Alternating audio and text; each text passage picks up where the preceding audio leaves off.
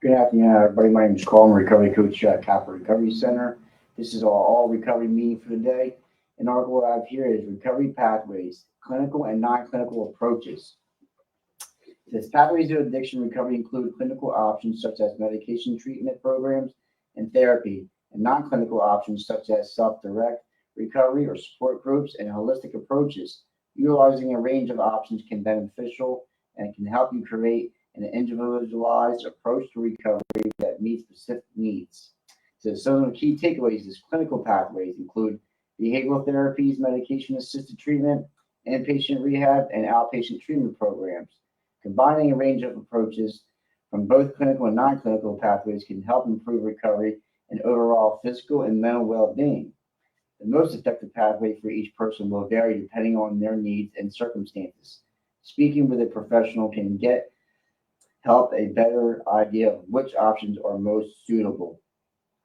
Yeah, we talk about there's different pathways to recovery, and what works for me might not work for you. So we have to really find out what does work for us, and depending on, it says many varies of it can be what substance you're using, if it's co-occurring, if the mental health is overriding the substance use. So there's many factors that we come to terms with, and we have to figure out what is best for us in the moment, and I know for me, I had a lot of stuff going on, and it was more of the substance use I had a problem with. So I needed detox and then inpatient and long term treatment, and that can change for everybody, but we have to really assess what's really going on and find the proper treatment. It talks about, seeking with a professional. Let's just talk with a professional and see what they determine. Like here, Cat Recovery, and for myself, we're a peer recovery specialist here. We can help you, but it's always better to get the professional help that we need. It says, what are clinical and non-clinical recovery pathways? Clinical and non-clinical recovery pathways are different types of treatment and an intervention option that can be utilized within addiction recovery. Clinical pathways require input from a healthcare professional, such as treatment programs, medications, and therapies. And it goes on to say non-clinical pathways include a range of interventions that can be provided in various settings. They may be either peer or self-directed, and they may involve alternative approaches to recovery, such as holistic approaches, peer support groups, or recovery apps. The wide range of available options means that people can choose the interventions that work for them and promote the best chances of success. Incorporating different types of clinical and non-clinical interventions can be beneficial for many people during the recovery process and can improve various aspects of well-being. Yeah, so there's a lot of things that's not clinical, non-clinical, and this is just my opinion or my thoughts.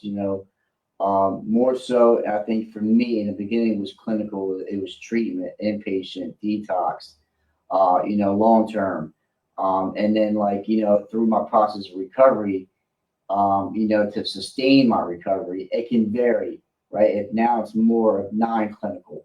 I do support groups, and I'm a 12-step member of certain fellowship, and I do seek clinical therapy, stuff like that. So it varies from person to person, to me, more the merrier, right? The more I build a solid foundation, the more help that I get, the more of a best chance that I can sustain long-term recovery. But everything doesn't work for everybody, so we have to find that what does work for us, and that takes time. That stuff just doesn't happen overnight. Just anything else, everything's a process, and recovery is a process itself. Um, but the main goal is not to use drugs and alcohol, and seek long-lasting recovery. And that's, we have to find out and assess what's really going on, and then see what works for us. It says clinical pathway to recovery. Clinical pathways to recovery encompass a variety of evidence-based approaches designed to support individuals struggling with substance use disorder. That goes along with there's a variety of things, and it's needed. Like we need support, we need help, and we need the clinical aspect of it. We need professional help, and see what really our diagnoses are, because like I always ran on self will, right? I always diagnosed myself, or I would become my own doctor and try and use my own medications or other people's medications to treat what was going on with me, and that never worked out. I was not willing to take direction or seek the professional help that I needed. Because we're selfish and self-centered, and we're not willing to listen or pay attention or take suggestions. And that caused me a lot of pain, a lot of misery, and a lot of suffering. And I almost lost my life in the midst of that, until I accepted and surrendered and asked for help. And first asked for help, but then was willing to receive it. It was just, it took time, and it took to a point of desperation for me. And now, I'm living a life, we talk about recovery, like I'm living a life behind my wildest dreams, right? And that can look on the grand scale of things different for everybody, right? Me, it's not using, right? And I lost the desire to use, right? That's a miracle in itself. Just that alone, and I broke free from the act of addiction, right? And it just, what do I do to sustain it? Because I have to put work in, I have to do things to keep what I have, and that goes with the clinical and non-clinical, right? I need both aspects in my life to sustain long-term recovery, and it takes work, it takes time, it takes commitment, it takes courage, dedication, it takes a lot of principles that we talk about in recovery to stay here. So one of them are medication assisted treatment, as MAT. It says medication assisted treatment, MAT, includes prescribed medications at various stages of recovery process.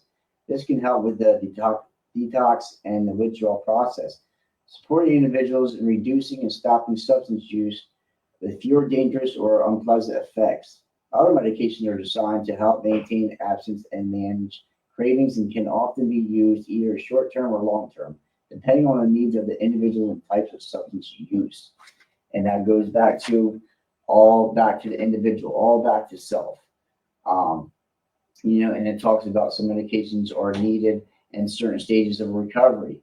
So I've learned too, I don't let others' opinions, right? Because we all have opinions, affect my recovery and negative stuff aspect of it, right? So I went and saw professional help and talked to other people that had experience with certain things, and people I can trust and confide in, and sometimes medication assisted treatment is needed, for the period of times of your recovery, and that all goes along with getting with somebody and talking with them, doctor, therapist, counselor, stuff like that, to navigate what's best for you. Let's go to, it says inpatient and outpatient treatment programs. Treatment programs can provide through inpatient programs such as medically supervised detox and inpatient rehab, or through outpatient programs, including intensive outpatient programs, IOPs, and partial hospitalizations programs, PHPs. These programs offer different levels of professional support to help people manage withdrawal symptoms and enter to maintain recovery. More intense programs such as inpatient care and IOPs are beneficial for those with more severe substance use issues who requires more extensive treatment and support. In my observation for this is there are steps to treatment, all depending on what you're using, are like what the situation is. And like for me, it was like the detox part where you seek medical treatment, with the doctor and the provider and the nurses there. And, detox was needed for me. So certain medications were provided for me to make the withdrawal symptoms a lot, uh, a lot less severe. Then it was like in the inpatient, stay there for 14, 21 days, 30 days. And then, long-term care can be of the IOP 3 times a week. There's also like super sober living. That's a part of treatment also. Um, it just, we have to, see what really works for us. And things that worked in early recovery for me changed over the years, but like the basics always apply. I always been taught that, if I do the basics, I have a great chance to staying clean and living a great life. But we always have room for more, right? I can always do more for my recovery. If I say I don't, that's me saying excuses, right? I've learned that I can always do more for my recovery, and I always like on a daily basis do something for my recovery because it means a lot to me. It really does. Like that's my top priority. Is staying clean and like being of service to others. But there's we find out who we truly are and what help that we do need. So let's see here. It says behavioral therapies. It says various types of therapies can counseling can be utilized during recovery to help manage emotional distress and cravings and the chance addictive behaviors. Behavioral therapies, particularly cognitive behavioral therapy (CBT), are widely used approaches. It says an addiction treatment can help people with the underlying causes of their substance use while also developing coping mechanisms. This is really important. It says can help people with underlying causes of their substance use. So yes, we have had a substance use disorder, right? I used drugs and I had a big problem, right? But there's many factors that are behind that caused me to use, right? I just didn't wake up one day and you started wanting to use drugs and alcohol. So there's traumas and there's things in environmental factors, people, places, and things, the people I was hanging around with, the way I was growing up, or it changes for everybody, and that's why multiple pathways of recovery is very important. Because everybody's different, everybody's background is different, everybody uses substance for different various reasons, and because there's underlying stuff that we have to address and see why we keep on using, or why did we use in the first place, and uncovering that stuff um, can be uncomfortable at times, right? But I've gotten better with being open and honest and finding out the root cause of my dilemma, and it comes all back to self. I've learned today, like whatever happened in the past or whatever I've done, I have to let go of that stuff. I have to let go. I have to accept and I have to surrender, and I have to heal and deal with these things. And it's freedom that I see today. Freedom from active addiction, freedom from self, right? And working on myself to be broken free of like the guilt, the shame, the remorse, the anger, the frustration, the resentments. These things that hold us down for so many years. We have to uncover that stuff so we can seek long-lasting recovery. So it says co-occurring disorder treatment. Co-occurring disorder treatment or dual diagnosis treatment is used to treat people who have both substance use disorder and mental health problems. This type of treatment integrates approaches that addresses a range of emotional and behavioral symptoms. Treatment is utilized to the needs of each person to support recovery with psychological and pharmaceutical treatments. Yeah, the co-occurring is a real big part of recovery, and like sometimes the mental health needs to be addressed before the substance use. Like we talk about, it varies person to person. And sometimes the substance abuse turns into more of a mental health because of the substance. So it's always good to get with professionals, right? And get with somebody that to navigate and to get the best help that we need.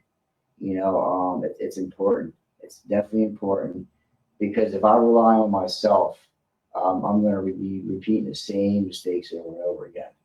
And it's definitely it's a must. And because I can't just treat my addiction and not treat the mental health aspect of it, because usually the other one weighs over the other one, and we end up in the back in the same bad spot that we were. So it's very, very important to treat the mental health, and the substance abuse. So there's certain things I do for, the addiction part, certain things I do for the mental health part, but they have to coincide. They have to be treated together. Let's see, it said harm reduction strategies. Harm reduction and drug safety strategies include a range of interventions that can help people who use drugs to avoid or reduce potential dangers.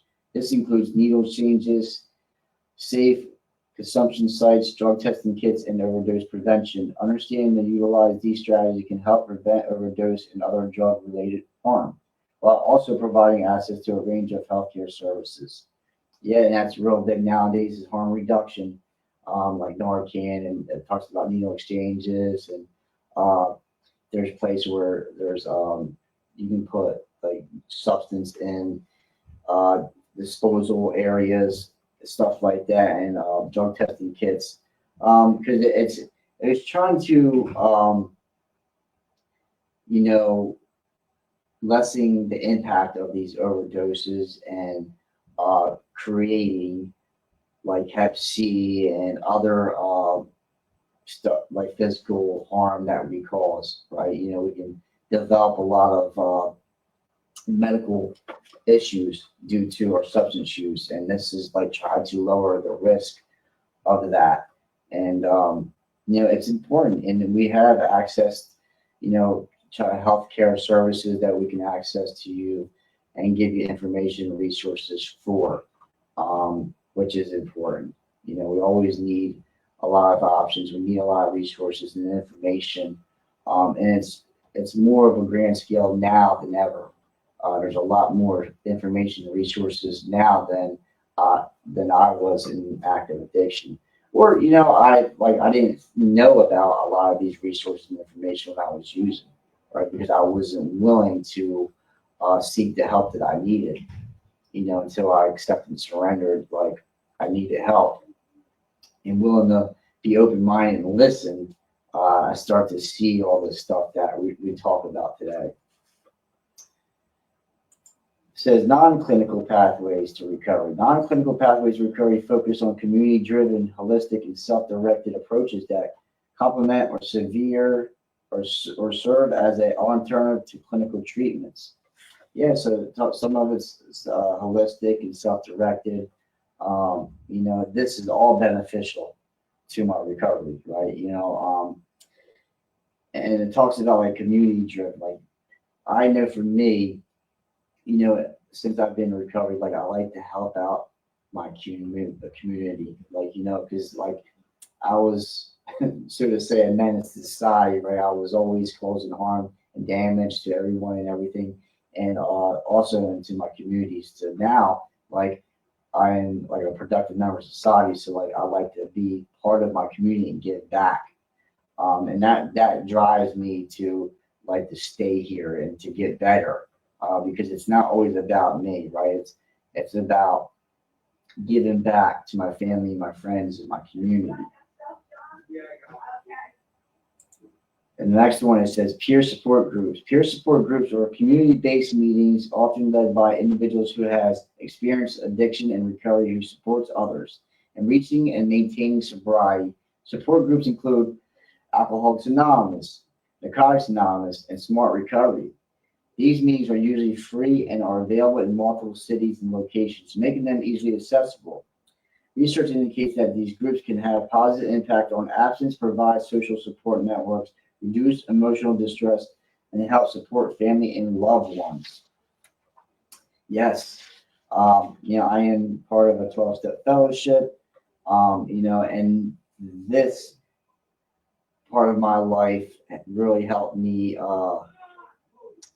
become a better person, a better brother, a better son, a better fiance, a better friend, and it saved my life, and this talks about some of the peer support groups, and this is one of them that we're doing today, because we all need support, we all need help. I can't see my life going through, I can't see myself going through life by myself or not willing to get the help that I need. And I have relationships today that are healthy. I have people in my life who are trustworthy. I can count on them. I can confide in them. I can tell them anything, and they without judgment. I can bounce off some of the things that I think about or some of the things that I want to do in life, and they will direct me. If they don't have the answers or if they can't help me, right, they'll direct me and point me in the right direction where I can receive the help, which is awesome. Let's see here. So here's some of the holistic approaches.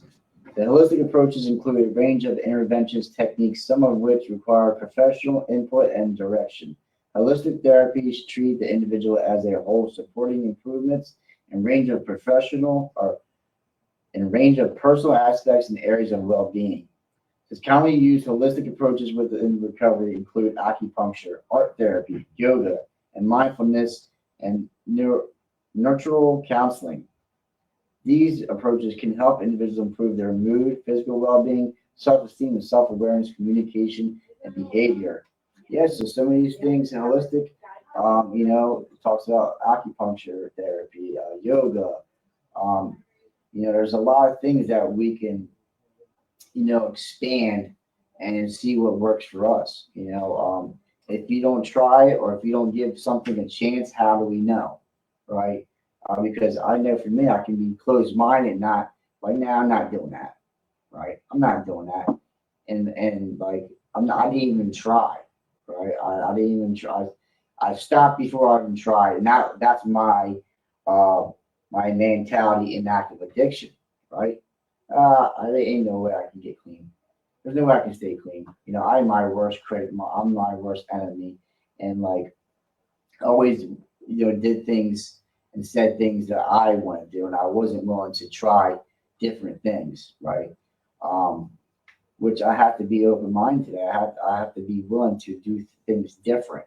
I have to be willing to try new things that sometimes I don't think I should be trying, right? Because it might help you, it might save your life.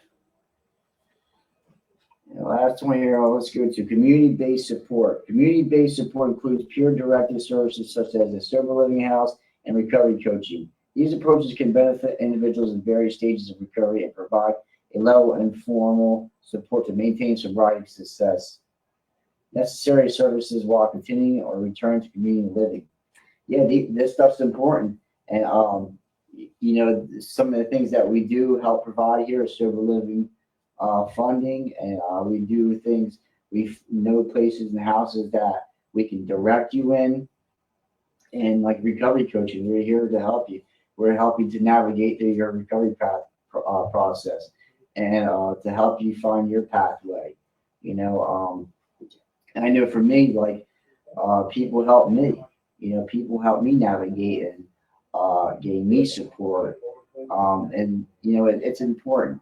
It's very important, man, because like, what do we have to lose? Or go back out and still do the same thing over and over again. We have to be willing to do something different and willing to change.